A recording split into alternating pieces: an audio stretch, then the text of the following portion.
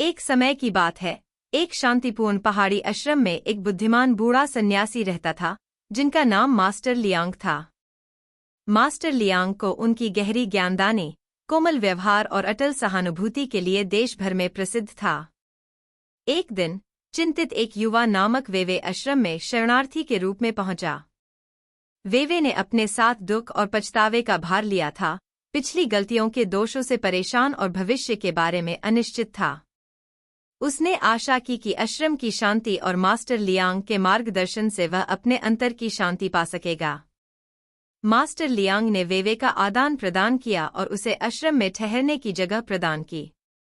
अपनी चिंतित मन से भीतरी शांति को खोजते हुए वेवे ने आश्रम की साधारण रूटीनों में सुकून पाया। सुबह की ध्यान सत्र, साधुओं की ध्वनि का तालमेल और उन्हें घेरे हुए प्रकृति की शांति। दिनों की बदलते संवेदना में वेवे ने शांति के लिए उत्सुकता देखी। मास्टर लियांग वेवे की समझ के लिए अपने गहरे ज्ञान को प्रदान करने लगे। जीवन एक नदी की तरह है, मास्टर लियांग अक्सर कहते थे, हमेशा आगे बढ़ती, कभी सुधा और शांत, कभी तेज और चुनौतीपूर्ण। फिर भी, चाहे जितना भी जम कठिन लगे, याद रखो कि तुम्हारे अंदर उसे संभालने की ताकत है। मास्टर लियांग ने वेवे को वर्तमान के क्षण में जीने के महत्व की शिक्षा दी, भूत के बोझ को छोड़ने और भविष्य की चिंताओं को छोड़ने के लिए।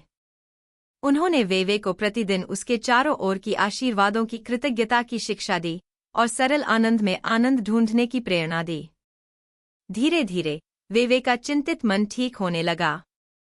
उसने अपनी पिछली गलतियों के लिए खुद को माफ करना सीखा और नई आशा और उम्मीद के साथ आत्मखोज की यात्रा को गले लगा। मास्टर लियांग के मार्गदर्शन से वेवे ने अपने डरों का सामना करने और नई प्रतिबद्धता के साथ अपने सपनों की पीछा करने का साहस पाया।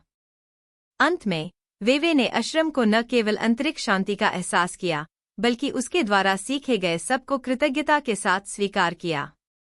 और हालांकि उसका समय मास्टर लियांग के साथ समाप्त हो गया था, लेकिन बुद्धिमान बूढ़ा सन्यासी की शिक्षाएं हमेशा उसके दिल में गहरी छाप छोड़ जाएगी, उसके जीवन के समुद्र की लहरों में मार्गदर्शन करती रहेगी।